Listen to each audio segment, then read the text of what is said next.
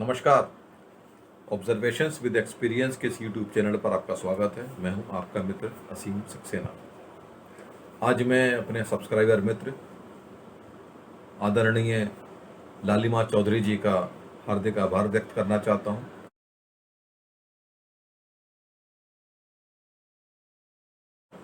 ये हर वीडियो पे अपने कमेंट्स देती हैं और बताती हैं कि कहाँ पे मैंने क्या गलती की, कौन से वर्ड्स मैंने 2 बार बोल दिए, इसको अवॉइड किया जा सकता था, ये विषय क्लियर नहीं हुआ, थोड़ा सा विषय की क्लैरिटी बहुत ज़रूरी है।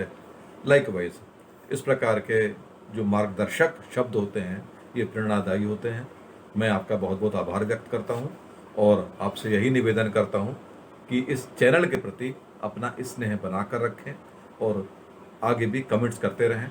आपसे एक प्रार्थना और भी है, जितने भी कमेंट्स करने वाले हैं, कि कृपया कमेंट्स आप यूट्यूब के ऊपर जाकर अगर करते हैं तो उसका थोड़ा सा प्रभाव दूसरा पड़ता है।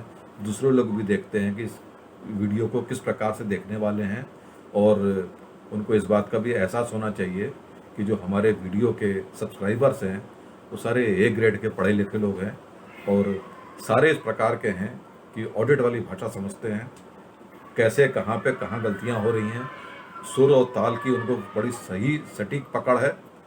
जहाँ भी सुर गड़बड़ाते हैं बता देते हैं कि आपके आलाप में गड़बड़ हो गई। और मैं आप सभी का बहुत बहुत आभार व्यक्त करता हूँ जो आप इतनी बारीकी से देखते हैं और मुझको आगाह करते हैं कि मैं आगे के लिए सुधार कर सकूँ। तो आपका एक बार फिर बहुत बहुत आभार। नमस्कार। शाम का वक्त था, तकरीबन 6:45 से 7 का टाइम था। चारों तरफ सन्नाटा जैसा माहौल था। सड़कों के ऊपर दुनिया की रफ्तार जारी थी। शाम का टाइम था, रात नहीं हुई थी, घरों की लाइटें जल गई थी। एक कमरे के अंदर फ़ोन की घंटी बजी, मोबाइल की। क्रिंग क्रिंग क्रिंग क्रिंग आवाज़ आई। एक थके हुए पाँव जोशीले धीरे धीरे उस साइड बढ़े। उन्हें मोबाइल को उठाया, देखा, अननोन नंबर उठाया। हेलो, कौन बोल रहा है? दूसरी तरफ से एक आवाज़ आई, सर आपने मेरे को पहचाना? मैं एक्स स्टूडेंट हूँ, आपने मेरे को पढ़ाया था। कौन? ये नाम है। अच्छा अच्छा अच्छा, तुम वही तो नहीं जो बहुत नटखट थे, बहुत चंचल थे? फिर दोनों तरफ से हंसी की आवाज़ आई। ये एक समय होता है जब कोई पुराना शिक्षक, पुराना क्यों, क्योंकि अब जो आज के एज के हमारी उम्र वाले लोग हैं वो भी तो 60 साल के करीब के हो गए। तो जो टीचर पढ़ाने वाले हैं वो तो 80-85 के ऊपर ही होंगे, कम से कम 25 साल 30 साल के तो होंगे जब हमको पढ़ाते होंगे। तो हो सकता है 90 भी टच कर रहे हों। तो जब इस प्रकार के दो पीढ़ियों का मिलन होता है 40-45 साल के बाद, तो कितनी खुशियों का अनुभव होता है दोनों को। एक वो टीचर है जिसकी नज़रों के सामने से सैकड़ों, हजारों, शायद लाखों भी स्टूडेंट्स गुजरे हों और हर एक टीचर को अपने हर एक स्टूडेंट्स की गुण दोष की पूरी जानकारी होती है। ये ठीक पता होता है ये बड़ा होकर नेता बनेगा, ये बड़ा होकर बिजनेसमैन बनेगा, ये बड़ा होकर कोई बड़ा अफसर बनेगा, ये बड़ा होकर ये बनेगा, ये बनेगा, ये बनेगा। 50 वैरायटीज़ हैं। टीचर को ठीक पता होता है और वो टीचर उस बच्चे के गुण के हिसाब से उसको सांचता है, तराशता है, दिशा देता है।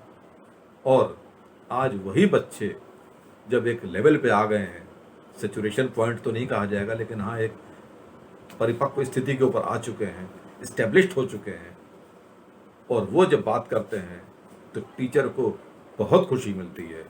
वो सैकड़ों ग्लूकोज की बोतलों से ज़्यादा तगड़ा, दमदार होता है। और जो बच्चा होता है जो अब 60 साल की उम्र में फ़ोन करके नटखट का किताब ले रहा होता है, चंचल, उसको याद आता है कि अच्छा मैं वाकई में चंचल भी था या थी, तो उसको अपने वो पुराने दिन याद आ जाते हैं। और जब इन दोनों का संवाद होता है तो बहुत अच्छा होता है। अब इसमें अच्छा क्या है? एक शब्द होता है रॉयल, एक शब्द होता है लॉयल। रॉयल तो हो गया शाही, ये शाही मिजाज का है, राजाओं के खानदान का है। शाही जो होता है वो कोई काम वाम नहीं करता, वो रायता फैलाएगा चल देगा, नोट उड़ाएगा चला जाएगा। जो लॉयल होता है, जिसको कहते हैं निष्ठावान, तो ये जो वार्ता है ये लॉयल होती है। दोनों एक दूसरे के प्रति निष्ठावान हैं, दोनों एक दूसरे का सम्मान करते हैं और दोनों एक दूसरे को आदर भाव से शुभकामनाएं देते हैं, एक को स्वास्थ्य के प्रति और एक को भविष्य के प्रति। और ये जो निष्ठाएं हैं ये अपने आप में बहुत ज़्यादा मायने रखती हैं। लॉयल आदमी के बारे में ये कहा जाता है कि लॉयल जो होता है वो लॉयल होता है, वो नहीं बदलता। जो उसकी फितरत है, जो उसकी आदत है, आदत में कोई बदलाव नहीं होता, आदत वैसी की वैसी रहती है। लेकिन अगर उसकी लॉयल्टी को इग्नोर किया जाए तो वो व्यक्ति चुप हो जाता है, शांत हो जाता है, अलग हट जाता है। जितनी भी कंपनियां हैं उनके जो डाउनफॉल हुए हैं उनका रीज़न यही है कि जो निष्ठावान व्यक्ति है उसको इग्नोर किया जाता है। जैसे महाभारत में कौरवों के विदुर निष्ठावान थे, लेकिन वो साइडलाइन हो गए, वंश का नाश हो गया, ऐसी कंपनियों का भी नाश हो जाता है। लेकिन गुरु और शिष्य के बीच में ऐसी भावना कभी नहीं आती, वो दोनों एक दूसरे के लिए लॉयल होते हैं, क्योंकि शिक्षा एक वो गुण है जिससे समाज बनता है और आगे की पीढ़ियां चलती हैं, देश चलता है। इंटरनेशनल रिलेशनशिप हो या किसी भी प्रकार का काम हो, उसके अंदर ये शिक्षा ही काम आती है। और ये शिक्षक ही इस बात के प्रमाण हैं कि जिस प्रकार से इन लोगों ने बच्चों को शिक्षित किया है और आज बच्चे इस मुकाम पे पहुंच गए हैं कि शिक्षक को भी ये बोलते हुए बड़ी प्रसन्नता होती है। कल मेरे पास भी एक फ़ोन आया और सर ने मेरे से बोला कि मैं तुमसे एक बार और बात करूंगा, फ़ोन करूंगा। बड़ा अच्छा लगा कि सर को मेरी याद है और सर को भी अच्छा लगा कि उनको लोगों की याद है, मतलब बच्चे उनको जानते हैं। कल कई बच्चों ने उनको फ़ोन किया और अलग अलग मेरे पास मैसेजेस आए कि वह बड़े खुश हुए। ये जो लॉयल्टी है खुश होने की, ये काफ़ी अच्छी लगती है। और जाहिर सी बात है, शिक्षा हमको लॉयल्टी सिखाती है। हम रॉयल अपने कामों में हो सकते हैं, अपनी कुर्सी पर बैठ के हो सकते हैं, लेकिन मर्यादा के लहजे के अंदर। मर्यादा से बाहर जो कुछ होता है वो फिर वो गलत हो जाता है, निरंकुशता हमेशा गलत होती है। तो लॉयल बनना ही हमारे जीवन का धर्म है, गुण है और आने वाली पीढ़ियों के लिए संस्कार और मर्यादा का ओपनिंग बैलेंस है। हम जैसा ओपनिंग बैलेंस देखें उसके अंदर वैसे ही स्टॉक ऐड होगा, वैसे ही क्लोजिंग बैलेंस तैयार होगा और वही प्रॉफिटेबिलिटी का एक मार्ग तैयार करता है।